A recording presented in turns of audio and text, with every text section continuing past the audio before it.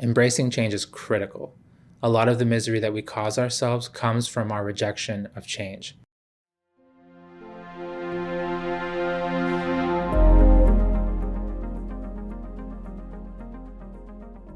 Lighter is really about personal transformation. It tries to focus in all the different thresholds that an individual goes through as they're transforming into the person that they know that they can really become. And it also tries to build a bridge between personal transformation and global transformation.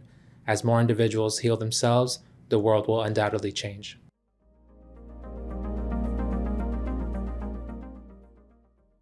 Letting go is essentially the crux of healing.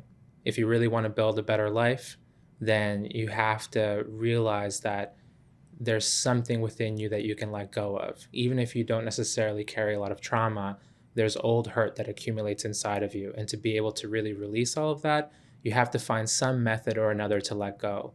And that could be a wide range of things. It could be something like therapy or psychiatry or lighter forms of meditation or more serious forms of meditation. There's really so many things out there for us. That's what's really special about this moment in history that we live in. To find something that really meets you where you're at is the key, because you want to challenge yourself but not overwhelm yourself at the same time.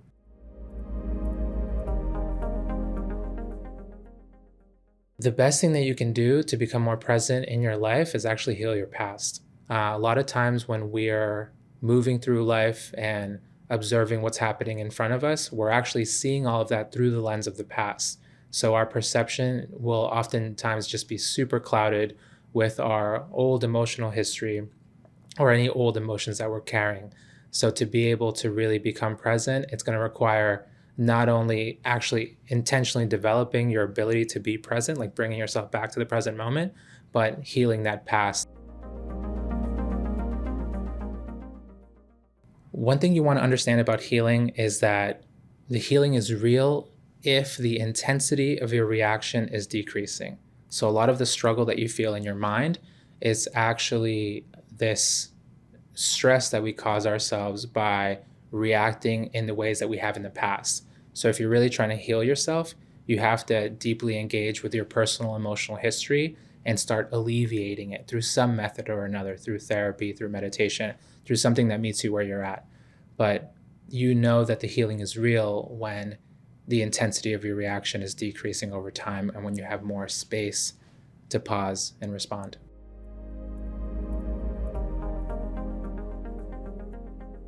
Embracing change is critical. A lot of the misery that we cause ourselves comes from our rejection of change. When we reject change, we're actually constricting and making ourselves quite tight and not moving with the flow of life. You have to understand that the entire universe, this entire universe of mind and matter, at every single level of it, there's change. At the atomic level, at the physical level, at the mental level, everything is constantly moving. So that means that if we're trying to stay the same, or if we're trying to maintain a very strict sense of identity where this is who we are and this is who we'll always be, well, that means that we're eventually going to crash upon the shores of change. So better than giving yourself that rigid lifestyle, you can have a much more easy flowing life if you allow yourself to move with change. And that means having a sense of identity that's more like a river than a rock.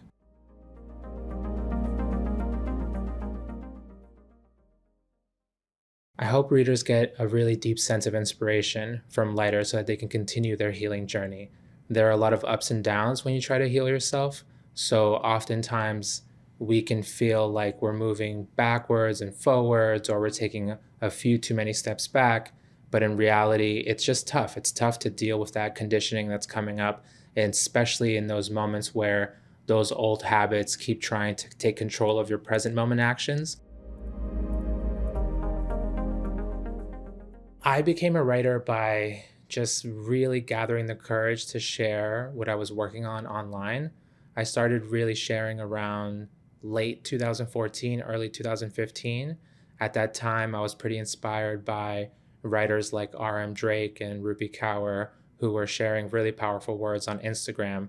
And I realized that I had things to share as well, though more so coming from a space of healing and wellness. At that time, there weren't a lot of wellness writers on Instagram specifically. So I felt like, let me just go on there and see what happens, if it resonates with people or not.